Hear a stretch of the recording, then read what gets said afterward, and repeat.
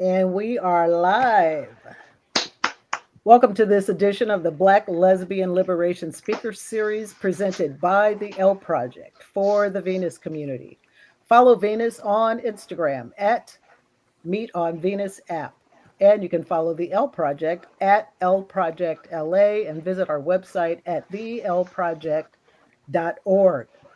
So I want to welcome back our panelists, Tracee M. Porter and Dr. Shirley Denise Rivers. And praise Jesus, but we have Marsha Warfield on the panel today. Marsha, thank you for having me. Everybody give a big round of applause.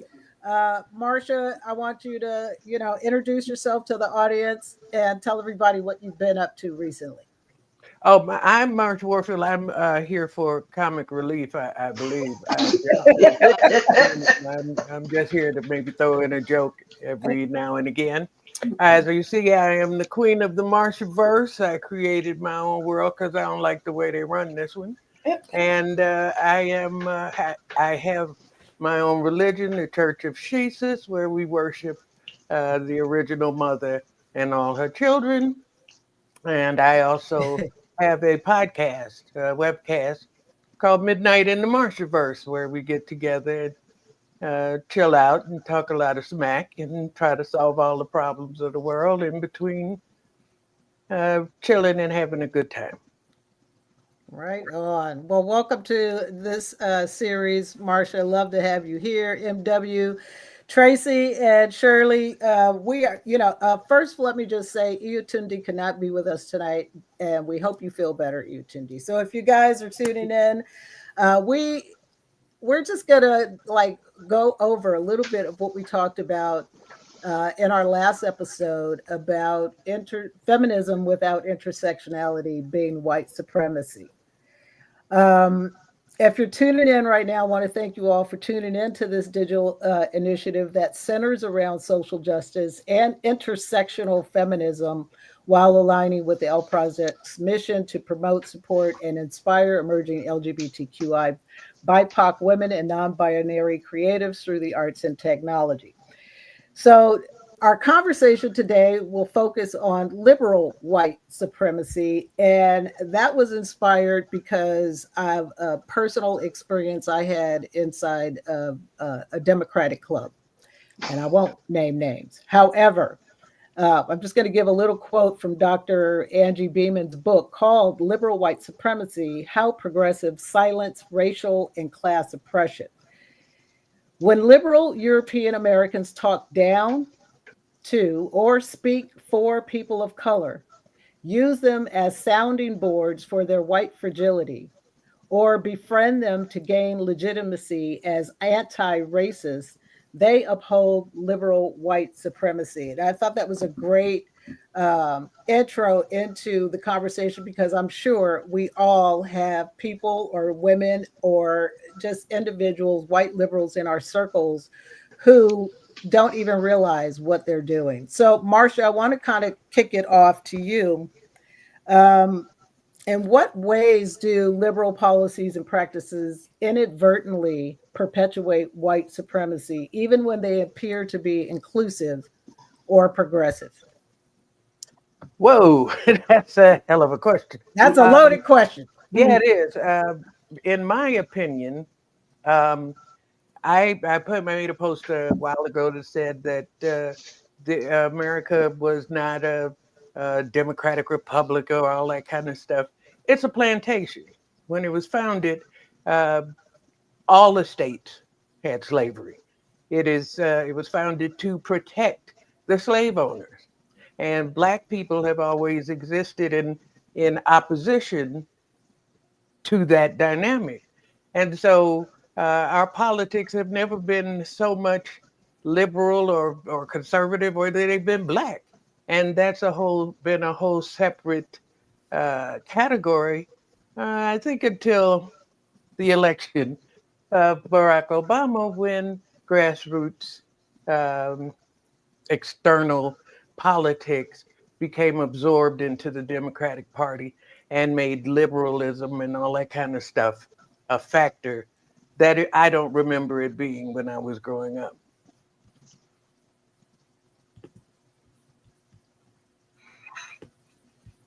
I lost you. Second. Yes, I'm a child of the 60s. So the politics of today is nothing like the politics in the when I was growing up. Tracee, did you want to add on to that at all? Most definitely. As you know, you guys were child in the 60s. I was a child of the 70s into the 80s. So my generation, Gen Xers, we were supposed to be the promise of the civil rights movement. You know, we were supposed to be the children of affirmative action and the Voting Rights Act and all the good things that were supposed to come as a result of the civil rights movement. But I'm seeing, and of course, up until, maybe the last 20, 15 years, there was still that promise that we were, in a lack of we shall overcome, but we ain't overcome nothing. Because once the scales fell from my eyes and I went back to school, um, I realized that this country was not built on that promise. The country was built, as Marsha pointed out, on racism and the plantation system. And white liberalism, these people who pretend, I don't want to start saying they smile in your face all the time, they want to take your place, backstabbers. But I see these, I'm in these spaces now that I've never been in before. And I don't see, what I do see is tokenism, especially around my story. I was convicted of a felony 25 years ago for something I did not do.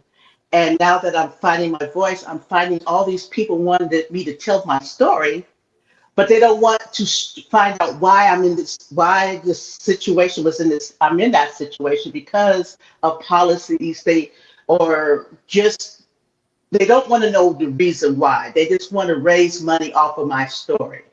They don't want me to they want to tell my story, but they don't want to hear the reasons why and what we can do to make it better.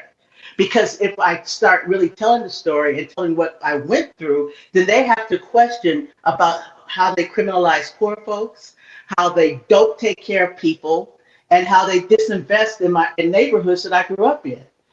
I was having this conversation about why is it that when I was in high school, I had to go on a bus at 6 o'clock in the morning to leave the hood to South Central LA to go to the Valley, and it's still LA unified. Why are we doing these things?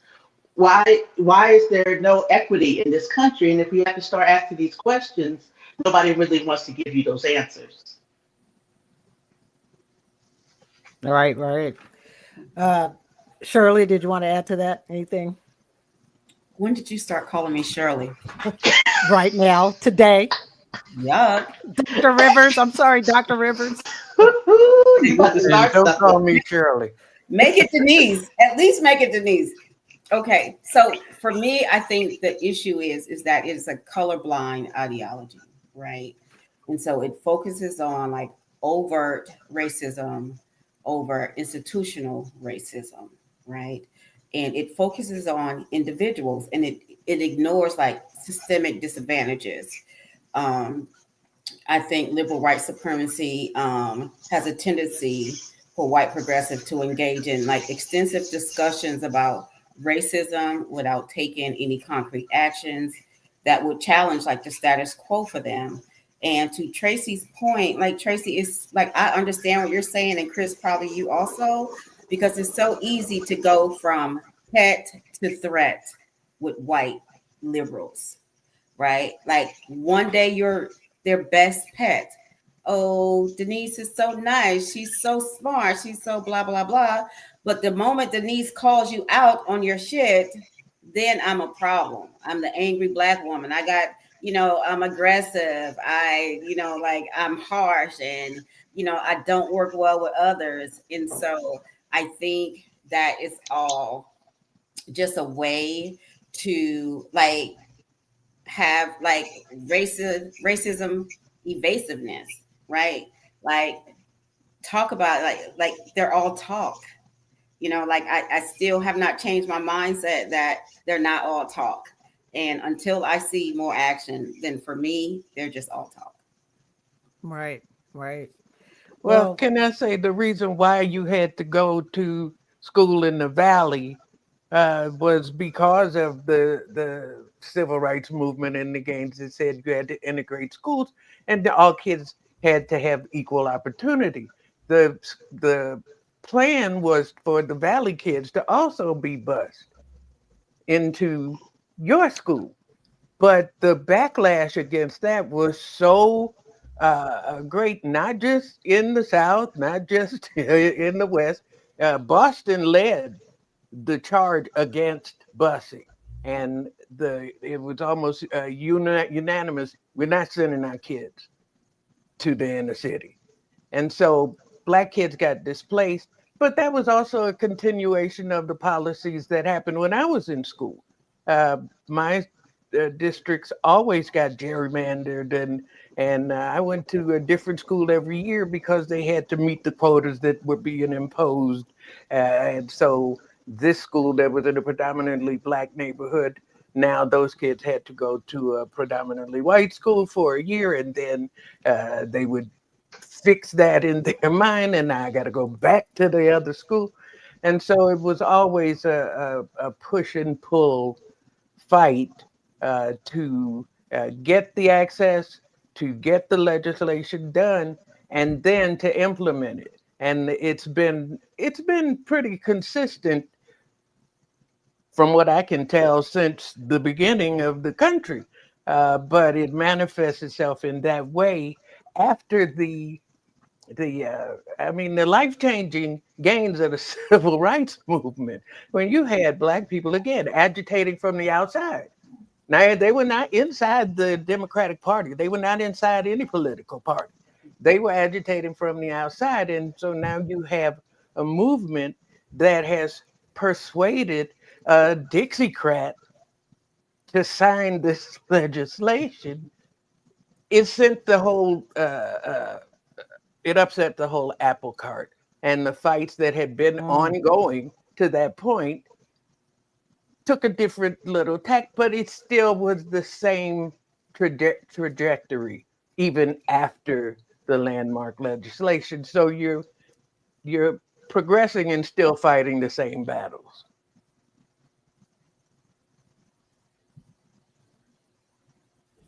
Yeah. Well, thank you for that, Marsha. The bottom, your tail end of that dropped out for me in my headphones. Sorry. I want Shirley, did you have Dr. Rivers? Did you have anything to add to that? I just want you to call me Denise. It don't have to be Dr. anything, just not Shirley. All right. No, I'm good on that. Let's all right. So look, let's talk about some of our white friends who say they're colorblind, so they can't be racist. So how does the notion of color blindness contribute to the erasure of Black lesbian experiences and reinforce white liberal supremacy? I'll go Liberal on that white. one. Because I grew up in a white neighborhood, and then we were removed back to the hood, right in the middle of the crack epidemic. So I was under the delusion that there was such a thing as color blindness, until I realized that if you say you're colorblind, then you don't see me, because by you saying that you're colorblind, that means you don't not only see me, you don't see anybody else that might challenge your perception of racism. Because when I call you out on your racism, and when I say to you, then when they say, if one more white person had said to me, "Oh, honey, I don't see color. I see, but then what do you see? If you don't see color, because I'm as Black as they come. So if you don't see me, if you don't see my color, who are you seeing? And what are you saying that my color doesn't matter? That me being Black, that my experience is being Black and the Black, not only Black, but Black and queer, Black and justice impacted, Black and economically disadvantaged at the moment, or what have you, then what are you seeing? Because then you're choosing to see what you want to see. You're cherry picking what you're going to see. Because the problem with most white people is that when they see racism, they think of racism, they think of crosses burning and Jim Crow and hoods and all these things, but they don't see the worst part. I'd rather deal with the KKK then because at least I know what I'm dealing with. I know who they're coming from. I know what they're all about. They're dealing with somebody that covert racism, that system that is baked into the system. And that by saying you don't see me, you don't see color, you don't see my struggles, nor do you see the struggles of anybody that looks like me or sounds like me or acts like me. I said asks. Yeah, I sure did. Acts like me. Ask color. Yes, I said that.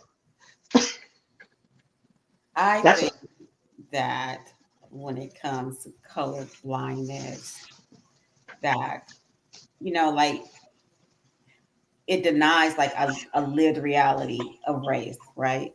And for Black lesbian women, like when our experiences in racism like are not inseparable from our experiences in sexism and homophobia, like even in like the LGBT space, like we could face discrimination in white dominated LGBT spaces and homophobia in Black spaces, classism, in economic spaces, and saying that you're colorblind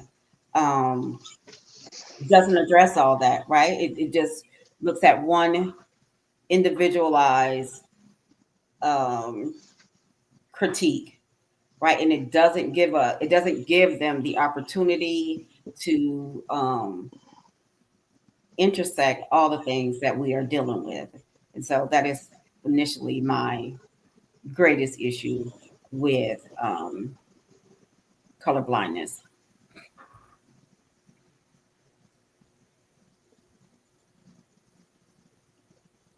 Hello. All right.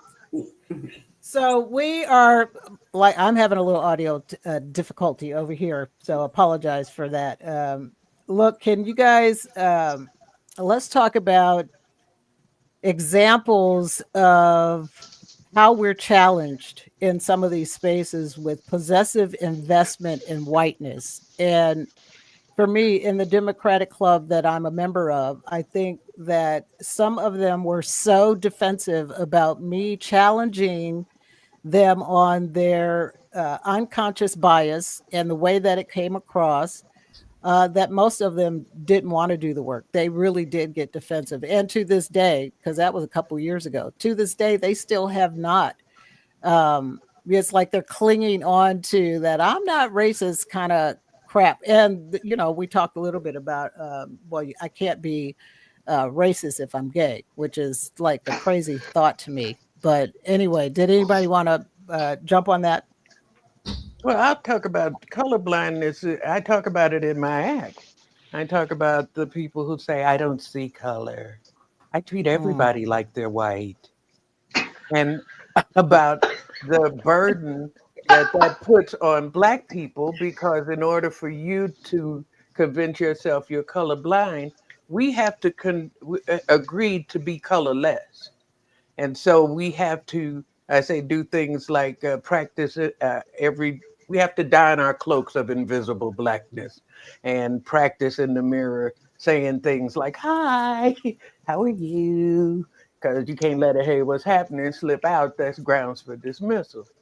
And I talk about this kind of colorblind dodge, but the bottom line for me is that everybody who is not a white male is a target for white supremacy. Some don't know it.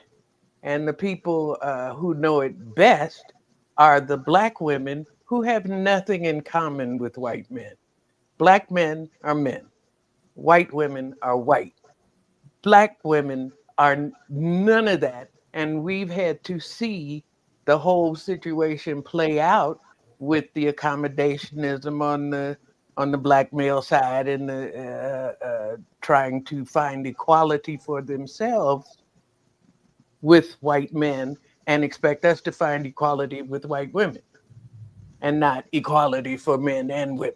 They don't see it. And white women have this similar, they want the proximity to white maleness and not Black women. So we've seen this whole thing from a whole different perspective than anybody else, and have it also makes us a unique threat because nobody else is fooled. I mean, we are not fooled by these pretenses that you're on my side and I'm on your. We know better. We know that when we are in feminist spaces, that white women will often and most of the time try to take over as leaders because we are seen as the permanent servant class.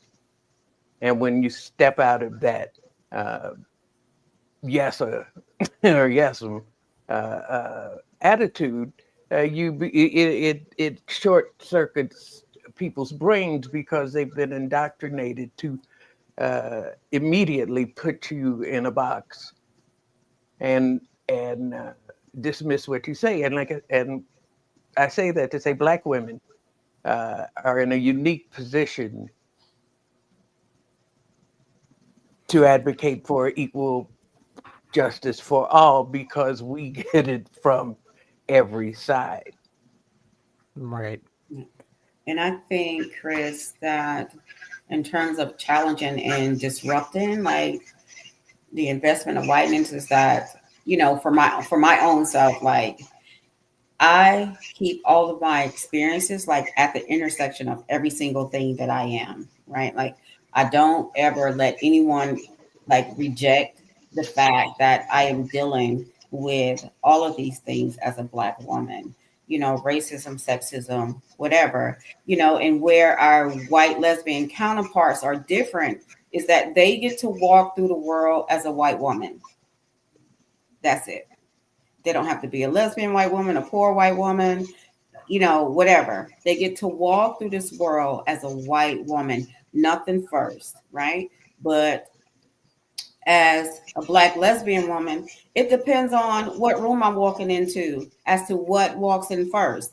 The lesbian, the Black, you know, the gender, all of those things play a part. And so I think for me, the way I challenge it is to always let it be known, like, yes, I'm a Black woman. Yes, I'm a lesbian. Yes, whatever. Like, and you don't get to take any of that away by saying, oh, this is Dr. Rivers. No, this is all the names, all the things.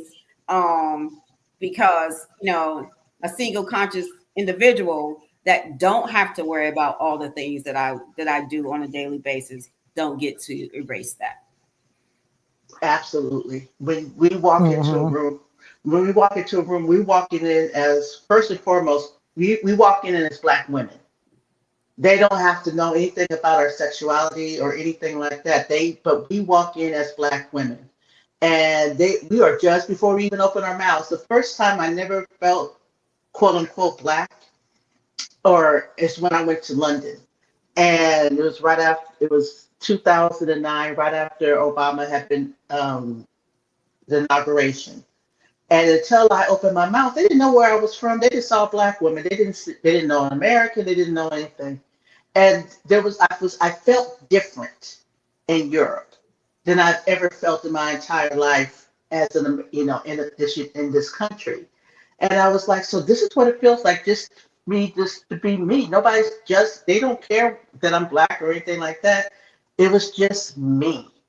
And it was, and then when I did speak, they're like, oh, you're an American. And I'm like, yes. And they're like, everybody was like, thank God, the reign of terror was over.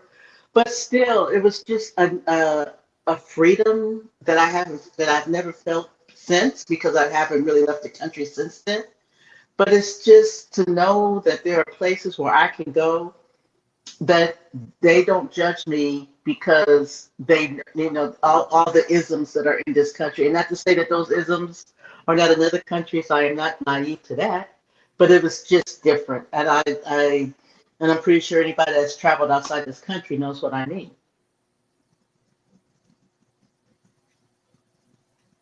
Well, Chris, I keep turning my mic off. That was my experience. I'm a Navy vet. So right 10 days after I graduated high school, I was in boot camp. And then after I finished my schooling, I went straight to a town called Rota, Spain. They had a huge Spanish Navy base there. And it was the first place I'd ever been that welcomed me with open arms. There was no, anti-blackness. They weren't racist. They were like, "Oh, come on in, Christina. Yeah, let's go."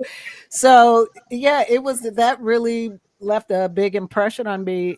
But now I hear that when you go back to Spain, they're kind of more racist in northern Spain than they were in southern Spain. But I had a woman, an Indian woman from London, in my Uber one day. I was doing Lyft, and she says the colonizers have turned the whole world racist, and that is pretty much how I feel right now. Like no matter where Black folks go, they're going to probably endure some sort of racism.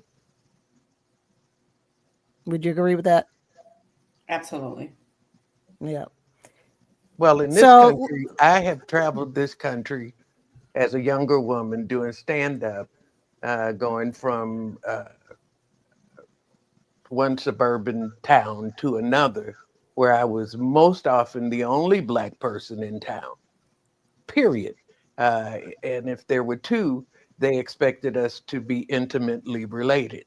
And so I've had a lot of experience not only being the only Black person in town, excuse me, but standing up in front of them. That was my job, to stand up in front of them and tell them off, pretty much, tell them what I'm thinking and what I feel and that sort of thing. So it was a different experience for me. I knew that I was the only Black person in town. They let me know that right away. They weren't necessarily hostile, but the first time it happened, I went to Newport Beach. I was in the 70s. And I was working at a new club. And as I went across the street to go to the store, a car pulled up and said, "Hi, Marsha." I'm like, "Yeah, hi. Who are you?" "I don't know you." They said, "Oh, we know you. You're the Black girl. We saw as a Black girl at the club, and so it has to be you." And then they asked me if I knew Clarence. And I didn't know Clarence, but he was there, one Black guy, and I think he was a janitor.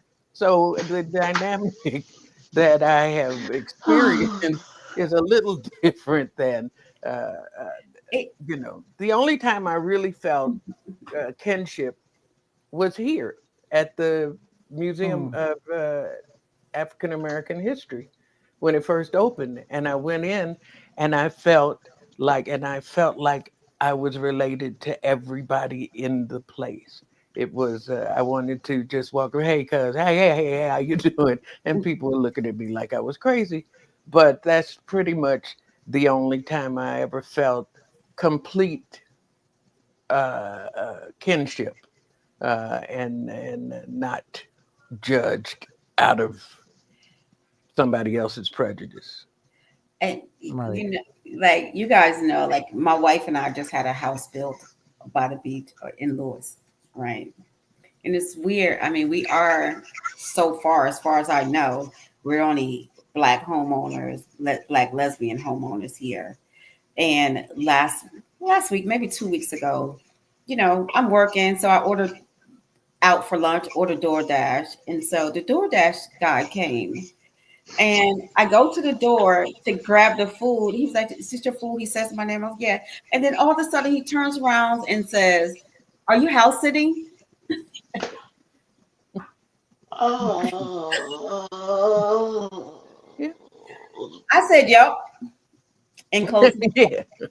Yep. Oh my I'm Lord. sitting in my house, sir. Yeah. I'm sitting in my house. Yes, I definitely house sitting. Absolutely.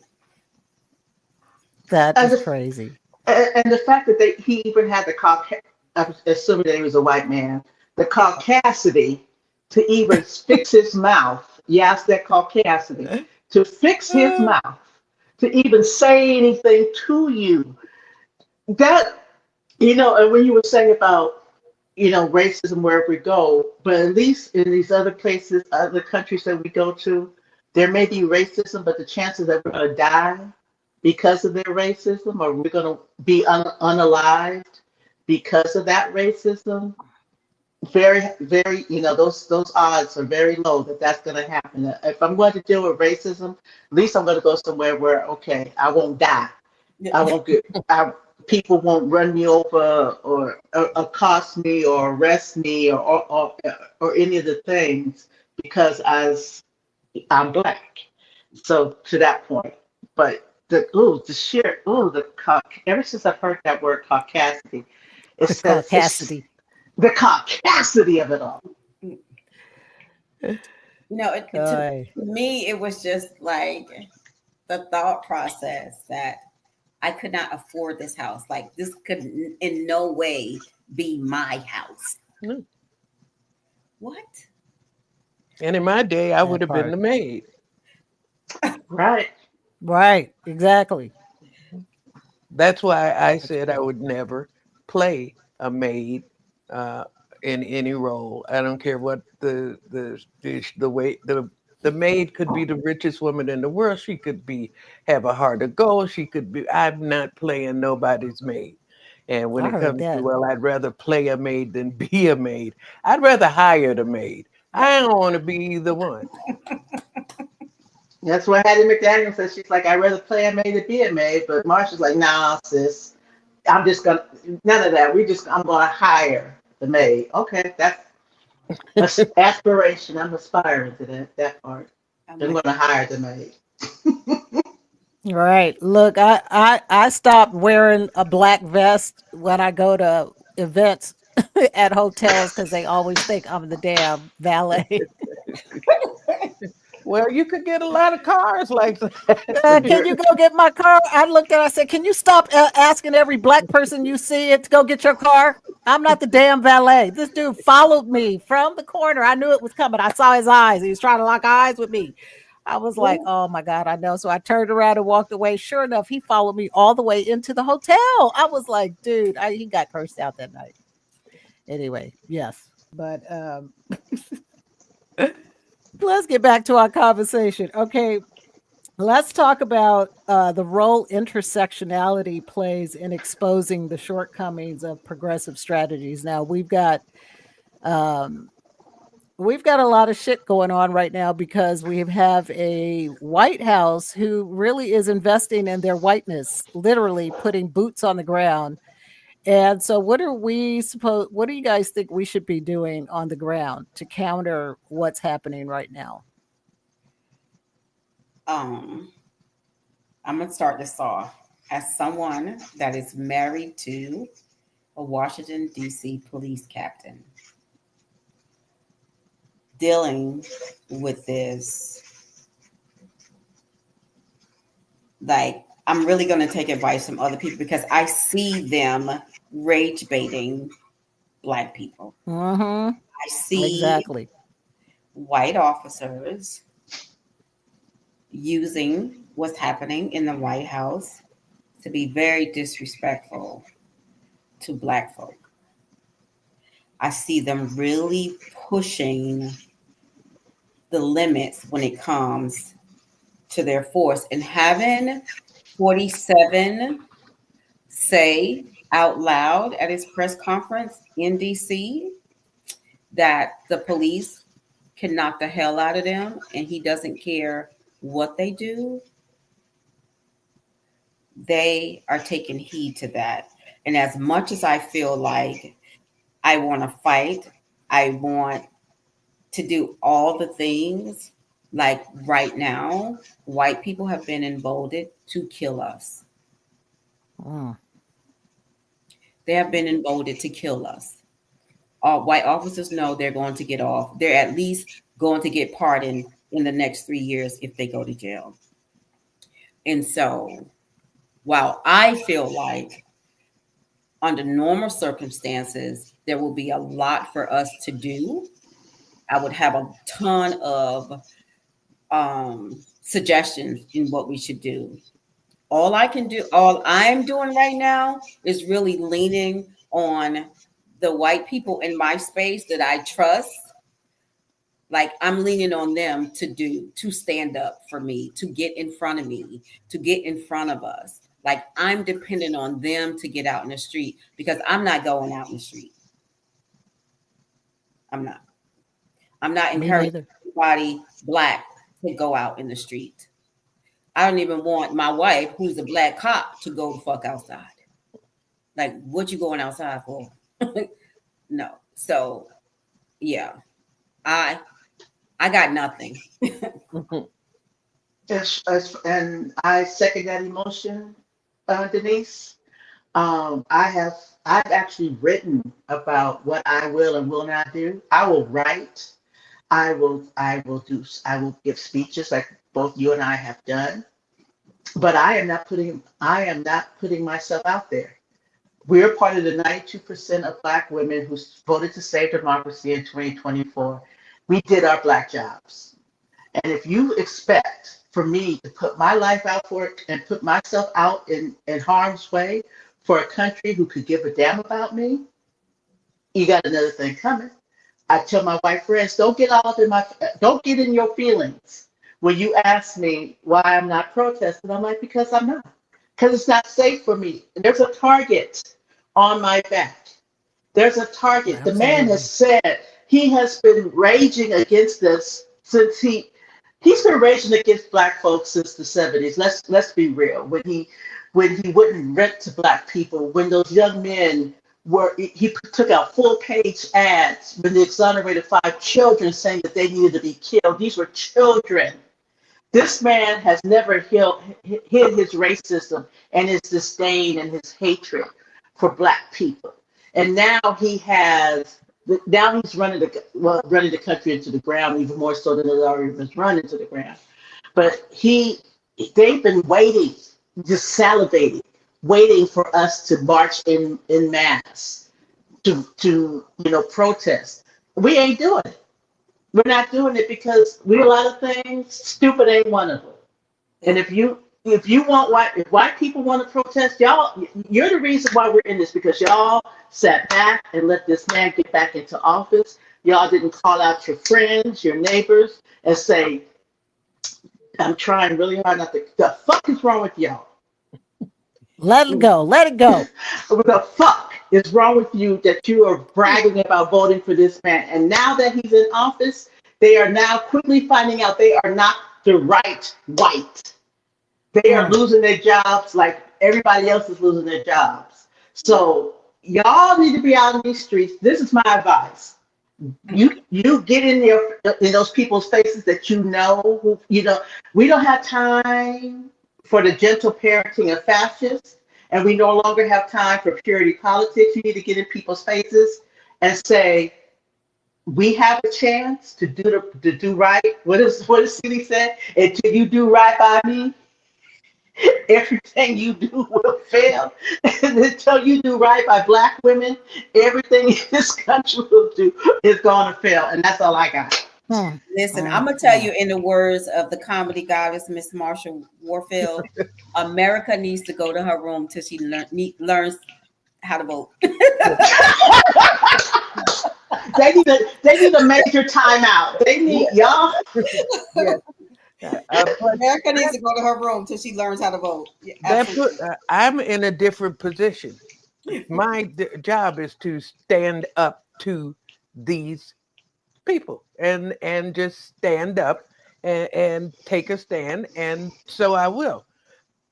What I want people to understand is protesting in the street is a tactic. It is not the tactic.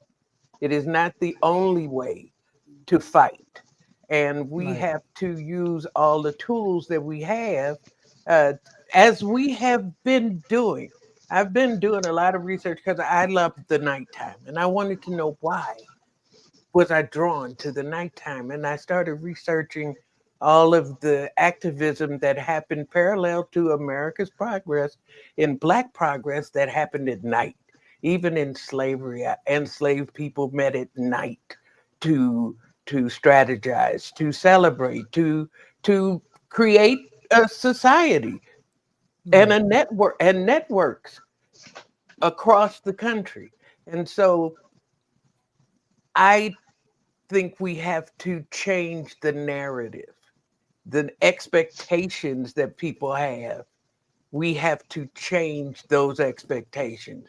And I try to do that. I said, it was why I created the Marshaverse and why I do, and I'm working on the projects I'm working on, is so that you stop promoting the same tired tropes and expectations, and write new stories. Everything we know starts with a story. They are told stories, we are told different stories.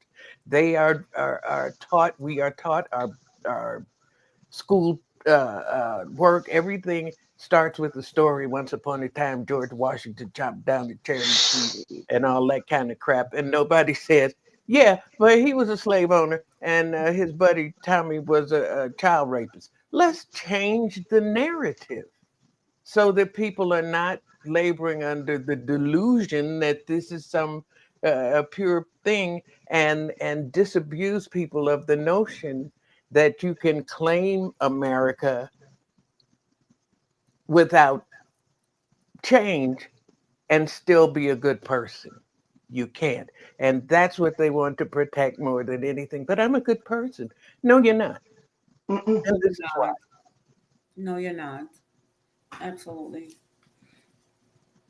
That line, I'm a good person, is exactly, Tracee, when we were having that conversation at the gym bar, that is Man. exactly what the person said. I'm a good person. And Tracee was like, oh my goodness. Yeah. And I wrote an entire article about white women's tears, because that, when especially, and it's my fault because I get lulled into believing that white. I mean, and like I have some really good friends who are white who were possibly, I'm pretty sure are, yeah, I know they're ride or die bitches. I know they are, but I find myself getting lulled into these spaces, into this false sense of security where you're in progressive spaces, you have to talk, and everybody's all, yeah, we're going to fight racism. Yes, welcome to the revolution.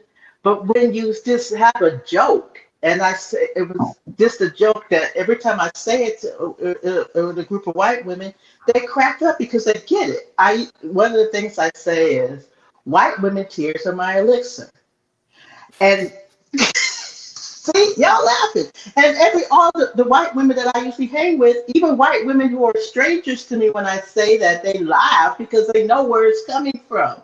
But this one in particular white person, she was just, her whole world cracked.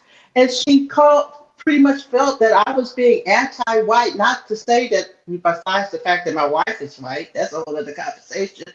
But it's like, y'all, it was, and even when her white counterpart took her outside to explain to her why she was so wrong, because she told me to be quiet.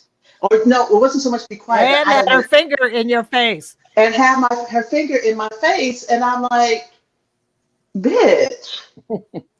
And then try to act like, well, no hard feelings. And I'm like, I can't even look at you without wanting to punch you in your throat. But see, if I punch her in the throat, God, I'm going to jail. So, Right.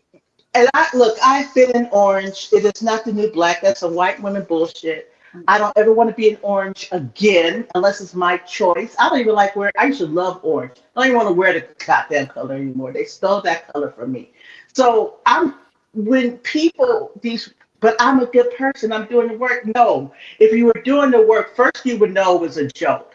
Second of all, even if it is a joke, you would know the basis of, because of how many people have become unalive, lost their jobs, become unalive, lost their homes, lost everything because of white women's tears. So when a black woman says, white women's tears are my elixir, she's reclaiming that power and saying, bitch, I'm going to drink your tears and I'm turning it into power. Yes, that's what I just said, that shit. That's Okay, right. I'm back. I'm back.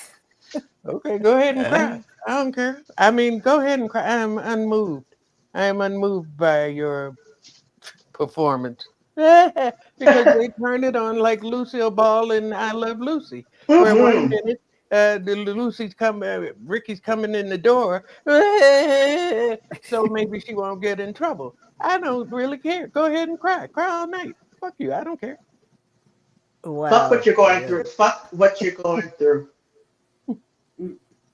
Oh my goodness. So let's talk about the actions, right? I think what do we want out of this? We want our white lesbian community especially, I think, to become more action oriented and really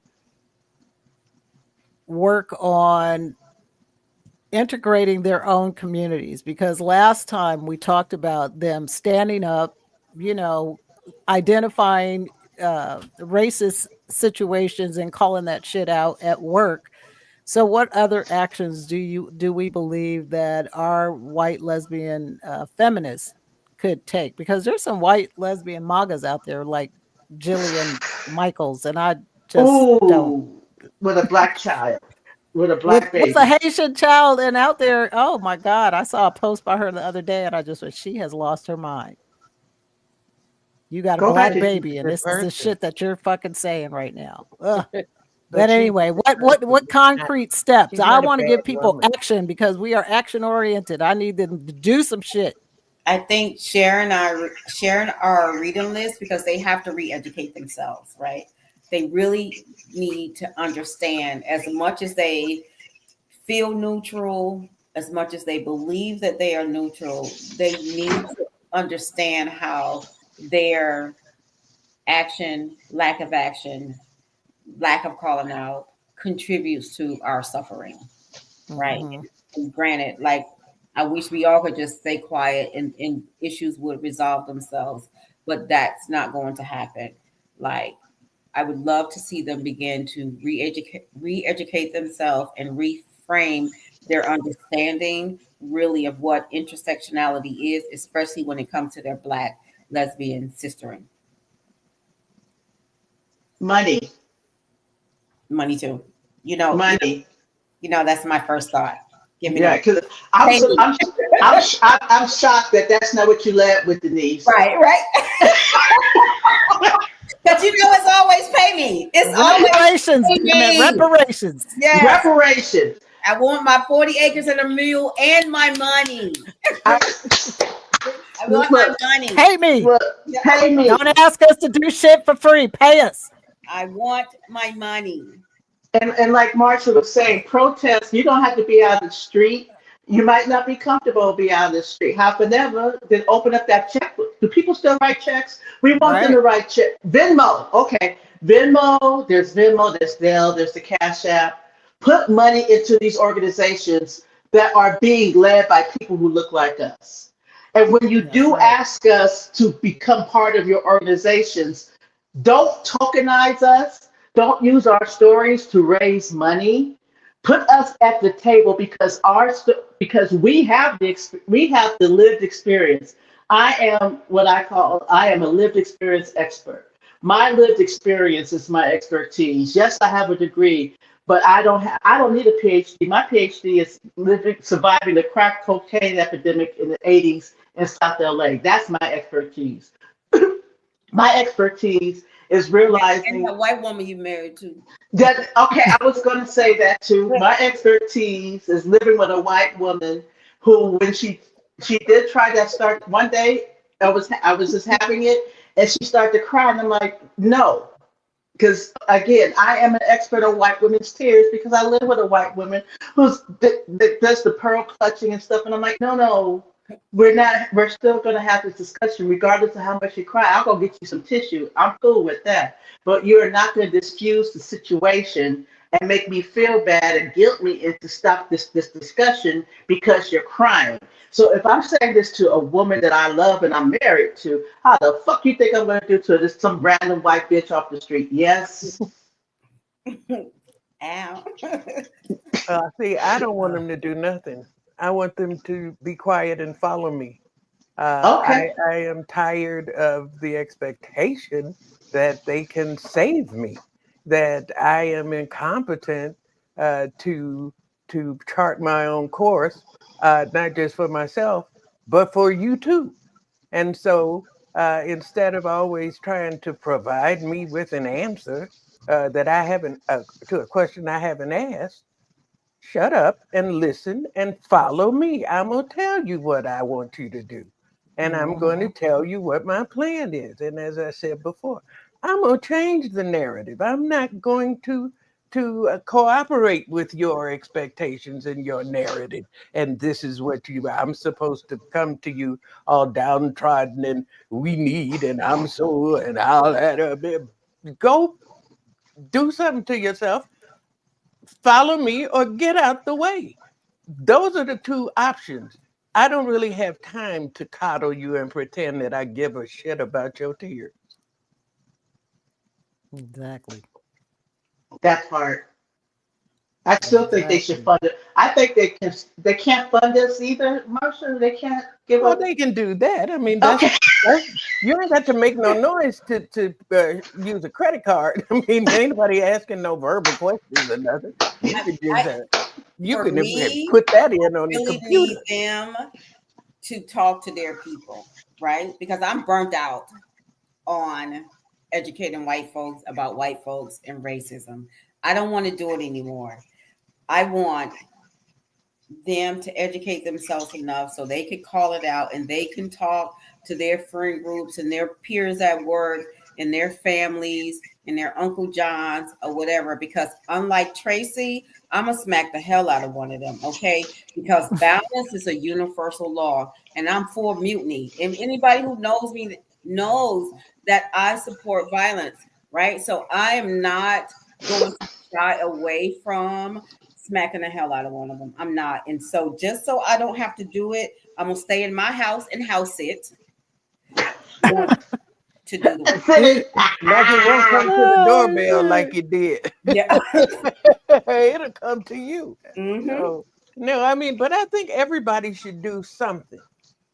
What it is depends on what your gifts are, and we need everybody's gifts. It wasn't again with the civil rights movement, the Black Power movement. It wasn't one approach that won the day. It was everybody doing what they thought was most important, and that culmination gave support and came together in many ways as a coalition And that I helped know, move and forward. Marsha, I hope we're gonna have you back because this is something that I really want to understand. How do we teach a culture of people who have taken the world by violence? Mm. How do we teach them without violence? Because to me, nothing has worked. Yeah. Well, to match violence for violence, we got to get some nuclear bombs and some arsenals and a whole lot of stuff we don't have. So we have to do what we've always done, which was outsmart them. And I think that we have the capacity and we have the foundation. We have been lost. We've lost our roots, our connection to our roots, to our higher selves, our more evolved. They took a race of more evolved people and marginalized and minimized them till they don't know. We don't know who we are. And when we understand that we can build pyramids and rocket ships and better ways of doing everything, then we can elevate and use our combined talents and strengths to get where we need to go. We have to again change the narrative, change the expectation of our own and of theirs, but first of our own. We have to show, and I'm an old lady, so I say we have to show these young people how precious and powerful they are. I agree with that. They have not been told. And as an old lady, it's almost impossible for me not to just walk up to these young people and grab their faces and say, baby, do you know how precious you are? Do you know how Mhm. beautiful you are? Do you know how strong you are? Stop fighting demons and shadows and legacies and all that, and just elevate to your higher knowingness self once you understand who you are. then a lot of these questions become moot. You don't see them. You see your own ability to chart your own course, to change your own direction and have an effect on the larger picture. I agree with that. It took me, because the only thing I wanted to be when I was growing up was a blonde haired, blue eyed white girl, because that's all I saw.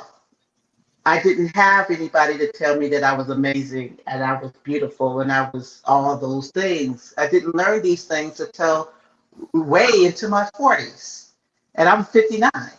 So for the last 15 years or so, I'm like, oh, okay. But a lot of it because I went back to school, I got educated, I got my degree in Africana studies, and I learned who I was and who my ancestors were and my elders were. And I'm like, are you kidding me? I want to be white, and I come from all this amazing greatness. You know, we were watched. You know, we had to teach certain folks how to wash their asses because they were living in their own filth and all this, and they talking about us, that we're nothing, that we're less than, and you learned and you stole, not learned, but stole from us, our culture, our beauty, our knowledge, and all that. It took everything that every day I would come home from school, my son would say to me, is this a good day? I would have to go home and become and just marinate in melanin because of everything that I learned and not want to go and like Denise said, this hurt somebody because of the horrific shit that I learned that white people had did to me, to me and mine own. But now that I know that who I am and what I am, and it's like I want to roll up on my younger folks and say, baby, do you know where you come from? Do you know who you are? And once it took me all these years, in my prayer is that it doesn't take another Black girl, another, decades before they find out who they are. Because if we learn who we are, that's the majority of the battle right then and there. That's the fight. That's all I have to say on that one. Yep. That's right. Well, like Stokely Carmichael say, this is for the collective, baby. This is the Black Lesbian Collective, my Black Lesbian Justice League right here. I want to thank you guys for joining us on the panel. We're going to kind of leave it right there. Before we go, Marsha, please tell the people where they can find you. Oh, you can find me, like I said, in the Marsha Verses I'm on YouTube and on all your favorite podcast stations, and you can find me all over social media. I'm a keyboard warrior for your ass. That's why we don't work out in the morning anymore, MW. You okay? Yeah. We could reclaim the night, the power and the spirit of the night at the crossroads and all of that, and it is so much power. It's so much power, and I am determined to bring those stories because that story from 1619 to 2025 would put any action adventure movie to shame, would put any story of intrigue and strategy and planning and just sheer will to shame. So I'm gonna tell that story. That's what I'm gonna do. I wish y'all all the best. What you gonna do? We're gonna have to join you one night. We'll join you one night. All right, come on, Marsha Spear. Praise Jesus. Praise all Jesus. Right, Tracee, go ahead and tell the people where they can find you, baby. You can find me on the social at Tracee Michelle Porter on everything. You can also find me. I'm an editor and contributor to Knock LA. That's KNOCKLA. This is online, and you can just find me and my Substack as well, Tracee Michelle Porter. Right. Oh, and Knock LA. That's some big shit right there. I love that. Okay. All right, Denise. We're gonna end that with a proper name tonight, Denise. Tell the people where they can find you, baby. Listen, if you're looking for me, look for the L Project under their Lesbian Speaker Series, folks. I am not doing anything else other than that, outside of my private clients and what I'm already doing. So that's where you can find me. All right. Thank you. Well, look, folks, I want to thank everybody that tuned in live on Instagram. You can follow me at Fight Goddess One on Instagram and at L Project LA. We'll see you next time. Peace, love, and power to the people. All right.